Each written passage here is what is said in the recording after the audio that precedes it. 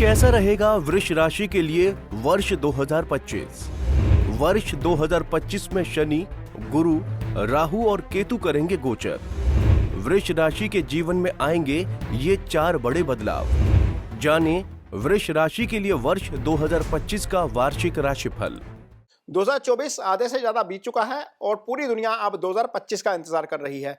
यदि हम इसको एस्ट्रोलॉजी के लिहाज से देखें तो 4 बड़े ग्रह होते हैं। इनमें से अधिकतर ग्रहों का जो परिवर्तन है वो हर साल नहीं होता, लेकिन 2025 ऐसा साल होने जा रहा है जब राहु, केतु, शनि और गुरु ये चारों ग्रह राशि परिवर्तन करेंगे। इन चारों ग्रह के राशि परिवर्तन का आपके ऊपर क्या असर पड़ेगा, आपकी जिंदगी के ऊपर क्या असर पड़ेगा, आपकी फाइनेंशियल लाइफ के ऊपर असर क्या पड़ेगा, आपके रिलेशनशिप के ऊपर क्या असर पड़ेगा, हेल्थ के ऊपर क्या असर पड़ेगा, इन सारी चीजों के बारे में चर्चा करेंगे।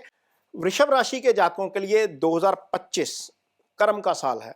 ये आपको डेफिनेटली बहुत आगे लेकर जाएगा। ये कारोबार का साल है आपके लिए। ये आपके लिए कार्यस्थल पर डोमिनेंस यानी कि प्रभाव बढ़ाने वाला साल है। कारण साफ है, 3 गोचर होंगे 2025 में, 4 बड़े, और चारों बड़े गोचर के मुताबिक आपकी कुंडली की स्थिति देखिए। यहां पर वृषभ राशि की कुंडली आपके सामने नजर आ रही है। जो शनि का गोचर होगा वो आपकी कुंडली में 11वें भाव में होगा। 11वां भाव एलिवेशन का भाव होता है, तरक्की का भाव होता है। शनि जिस भाव में बैठते हैं उस भाव के फलों में वृद्धि कर देते हैं। ये आपके लिए बहुत अच्छा होने जा रहा है और यहां पर आपको उसका बहुत फायदा मिलेगा। शनि आपकी कुंडली में योगा कारक ग्रह होते हैं। वृषभ राशि के जातकों के लिए शनि योगा कारक हैं, क्योंकि शनि की एक राशि आपके भाग्यस्थान में आ रही है। आप देख सकते हैं चार्ट के ऊपर, जो मकर राशि है वो भाग्यस्थान में आएगी और जो कुंभ राशि है, जो मूल त्रिकोण राशि है, वो आपके कर्म स्थान के ऊपर आएगी। और शनि आपकी कुंडली में गोचर करेंगे 11वें भाव में 12 राशि के ऊपर, यानी कि मीन राशि के ऊपर। यह स्थिति रहेगी आपकी कुंडली में शनि की 29 मार्च 2025 के बाद। और अगला गोचर देखिए, गुरु का गोचर होने जा रहा है आपकी कुंडली में। यहां पर गुरु का गोचर आपकी कुंडली में दूसरे भाव में हो जाएगा। यह धन का भाव है। गुरु का गोचर दूसरे भाव में शुभ माना जाता है, यानी कि शनि भी शुभ और गुरु भी शुभ। अब आइए राहु केतु के गोचर के ऊपर। राहु का गोचर आप देखिए 29 मई को होगा।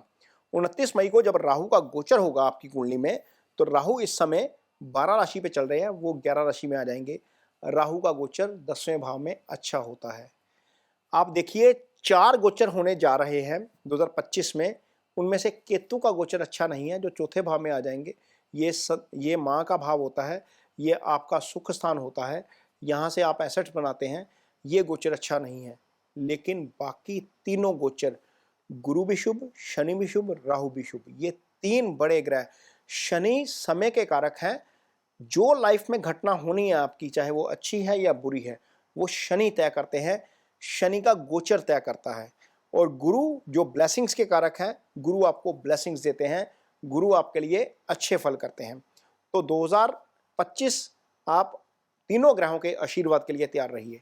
गुरु, शनि और राहु तीनों ही बहुत अच्छा करने जा रहे हैं आपके लिए। कैसे करेंगे ये बताते हैं। तो सबसे पहले तो गुरु आपकी कुंडली में फिलहाल चंद्रमा के ऊपर से गुजर रहे हैं। ये जो आप कुंडली देख रहे हैं सामने, आपकी कुंडली में चंद्रमा के ऊपर से गुरु का गोचर हो रहा है। तो यहां पर गुरु जो है वो पंचम दृष्टि से पंचम भाव को देख रहे हैं, सप्तम से सप्तम को देख रहे हैं, 9 से 9th हाउस को देख रहे हैं। हालांकि गुरु का गोचर चंद्रमा के ऊपर से अच्छा नहीं होता, लेकिन गुरु की दृष्टि हमेशा शुभ रहती है। तो यदि आप सिंगल हैं तो डेफिनेटली आपके लिए कहीं ना कहीं 2025 की शुरुआत में ही रिश्ते के आसार बन जाएंगे, शादी हो सकती है। भाग्यस्थान आपका एक्टिव है। कुंडली के 5, 7 और 9 तीनों भाव का एक्टिव होना गुरु के द्वारा बहुत अच्छा साइन है। मैरिड लाइफ शुरू हो सकती है। यदि आपके यहाँ पर संतान नहीं है तो संतान का आशीर्वाद गुरु के कारण मिल सकता है। ये पहले 5 महीने में ही हो जाएगा, जब तक गुरु दूसरे भाव में नहीं जाएंगे, क्योंकि आपका 5th लगातार एक्टिव रहेगा। ये आपके लिए अच्छा है। जिनको संतान नहीं है उनको संतान हो सकती है। तो ये गुरु का गोचर रहेगा पहले 4 महीने, लगभग 15 मई तक। उसके बाद गुरु जब आपके दूसरे भाव में आ जाएंगे, तो यहाँ पर देखिए गुरु की दृष्टि कहाँ जा रही है, 6ठे पे जा रही है। गुरु की दृष्टि आपके 8वें भाव के ऊपर जा रही है और गुरु की दृष्टि आपके 10वें भाव के ऊपर जा रही है, जहां पर राहु बैठे हुए हैं। राहु बैठ जाएंगे यहां पर आकर 29 मई को। यहां पर 10म भाव का एक्टिव होना आपके कारोबार में वृद्धि करेगा। कार्यस्थल पर आपका डोमिनेंस बढ़ाएगा, आपका प्रभाव बढ़ाएगा, आप जो चीज़ें करेंगे वो सही डायरेक्शन में जाती हुई नजर आएंगी। यदि आपका काम रिसर्च से जुड़ा हुआ है तो वहां पर डेफिनेटली आपको ज़्यादा हेल्प मिलेगी, क्योंकि अष्टम भाव के ऊपर गुरु की दृष्टि है और अष्टम भाव जो होता है वो 10वें का 11वां होता है। रिसर्च से जुड़ा हुआ कोई भी काम आप करेंगे तो आपको डेफिनेटली उसमें फायदा होगा, जिसमें डीप एनालिसिस की जरूरत पड़ती है, डीप विश्लेषण की जरूरत पड़ती है, वो चीज़ें आपको बहुत हेल्प करेंगी। छठे भाव के ऊपर गुरु की दृष्टि है। यदि आपका कोई कोर्ट केस है तो मई के बाद ये चीज़ें आप जो हैं वो देखेंगे कि आपके फेवर में जाती हुई नजर आएंगी। यदि आप किसी बीमारी से पीड़ित हैं वहां पर भी चीज़ें आपको थोड़ी सी ठीक होती हुई नजर आ सकती हैं। यदि आपके ऊपर कोई कर्जा है तो वहां पर राहत मिलती हुई नजर आएगी। लेकिन इस बीच यहाँ पर एक चीज का ध्यान जरूर रखना पड़ेगा छठे और आठवें को लेकर, क्योंकि शनि का गोचर जब होगा तो शनि यहां से गोचर करेंगे आपकी कुंडली में 11वें भाव में। 11वें भाव को तो अच्छा फल करेंगे, लेकिन 11वें में बैठकर वो अष्टम को भी देखेंगे। शनि एक मैलाफिक ग्रह है, जहां पर उनकी दृष्टि जाती है वहां पर थोड़े से फल नेगेटिव आ जाते हैं। अष्टम के नेगेटिव फल होते हैं सडन लॉस, सडन एक्सीडेंट। तो गाड़ी जरूर धीमी चलाइएगा, नहीं तो शनि का जो अष्टम दशम दृष्टि है अष्टम भाव के ऊपर, यहाँ पर दुर्घटना का कारण बन सकती है। ये यहाँ पर आपको बच के रहना पड़ेगा। हमारे पास एक ही विकल्प होता है जब बाहर बरसात हो रही है, हम छाता लेकर जाएं। छाता लेकर जाना हमारी जिम्मेवारी है। बाहर यदि तूफान आ जाए तो फिर वो छाता भी कभी काम नहीं करता। तो हमारी ये कोशिश है कि आपको जो चीज़ें आने वाली हैं भविष्य में, जो चीज़ें हो सकती हैं, उसके लिए कम से कम रेमेडी के तौर पर आपको अलर्ट कर दिया जाए, आपको आगाह कर दिया जाए कि अष्टम शनि द्वारा भी एक्टिव होगा। गुरु द्वारा तो एक्टिव होगा ही होगा, शनि द्वारा भी एक्टिव होगा। हालांकि गुरु सेविंग ग्रेस है वहां पर, लेकिन शनि भी अपना असर जो है वो दिखाते हैं। तो गाड़ी जरूर धीमी चलाइए, कहीं सीढ़ियाँ चढ़ रहे हैं तो धीमे चलिए, ध्यान से चलिए, आगे पीछे देख कर चलिए रोड के ऊपर। अन्यथा मई के बाद दुर्घटना का भाव आप जो है वो दुर्घटना का जो है वो भाव जो है वो एक्टिव रहेगा। ये ध्यान रखने की जरूरत पड़ेगी। किसी भी अनावश्यक विवाद में पड़ने की जरूरत नहीं है, क्योंकि राहु जब दशम में बैठेंगे तो आपके छठे को भी देखेंगे। गुरु की दृष्टि तो रहेगी, लेकिन राहु की दृष्टि भी यहाँ पर रहेगी। तो किसी के विवाद में मत पड़िएगा, ये चीज थोड़ा सा जरूर ध्यान में रखना है। गारंटी मत लीजिए किसी की, साइन आंखें बंद करके मत कीजिए। हो सकता है कि आप किसी ना किसी ऐसी चीज में फंस जाएं जहां पर आपका कसूर ना हो। ये तो दो चीजें थोड़ा सा लाइफ में ध्यान रखने की जरूरत पड़ेगी।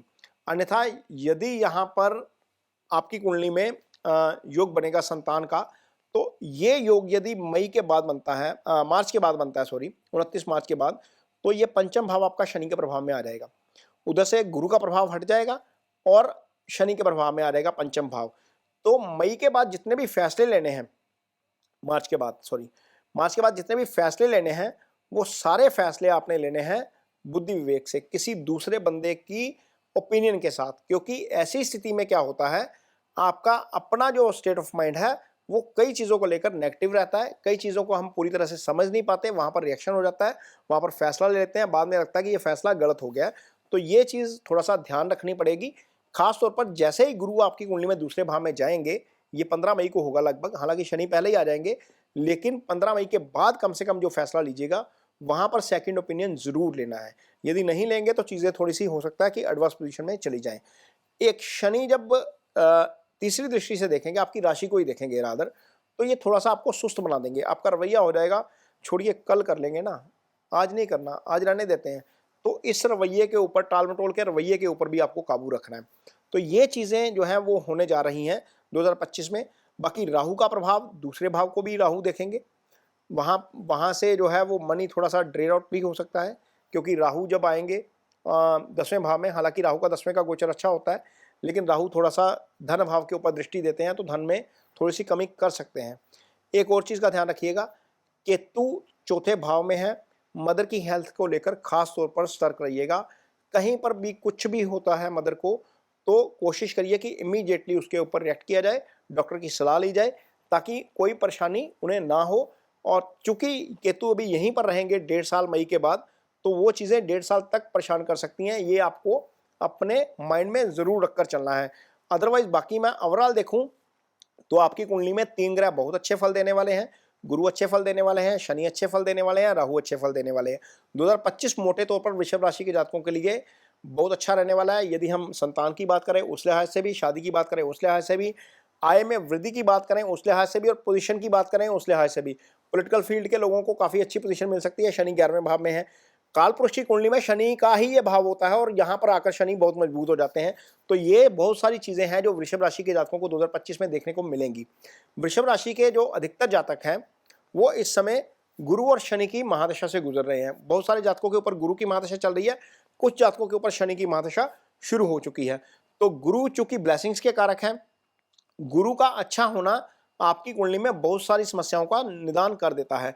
गुरु को अच्छा करने के लिए यदि आपके ऊपर महादशा गुरु की चल रही है, इस समय लास्ट स्टेज पे है, तो एक फलदार पेड़ जरूर लगाएं। फलदार पेड़ लगाकर जितनी उसकी सेवा करेंगे गुरु आपको उतना अच्छा फल देंगे, उतनी आपकी आय बढ़ाएंगे। मैं आय क्यों कह रहा हूं, गुरु की मीन राशि आपके 11वें भाव में आती है, ये आय का भाव होता है। एक पेड़ लगाना आपकी आय में वृद्धि करेगा। जितना भी आप पेड़ लगाएंगे, फलदार पेड़ होना चाहिए, कोई भी फल का पेड़ हो सकता है।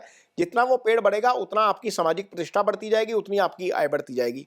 यदि आप शनि की महादशा से गुजर रहे हैं, क्योंकि बहुत सारे जातक हैं वृषभ राशि के जिनके ऊपर शनि की महादशा भी शुरू होने जा रही है या हो चुकी है, जो खासतौर पर जो 40 के पार के हैं उनके ऊपर शनि भी चल रहे होंगे। और यदि आपके ऊपर शनि की महादशा है तो आप सिर्फ और सिर्फ एक काम करिए, ओम शनि शनिश्चराय नमः का जप करिए, अपने स्टाफ के साथ कोर्डियल बिहेवियर रखिए और शनिवार के दिन जो है वो काली उड़द की दाल दान करिए, काले कपड़े थोड़े से अवॉइड करिए। शनि वैसे ही आपके लिए योगा कारक होते हैं। यदि महादशानाथ 11वें भाव में आ गए तो आप पर शनि की डेफिनेटली कृपा होगी, बहुत सारे रुके हुए काम आपके बन जाएंगे और आप जीवन में निश्चित तौर पर तरक्की करेंगे। 2025 में शुभकामनाओं के साथ मुझे दीजिए इजाजत। नमस्कार।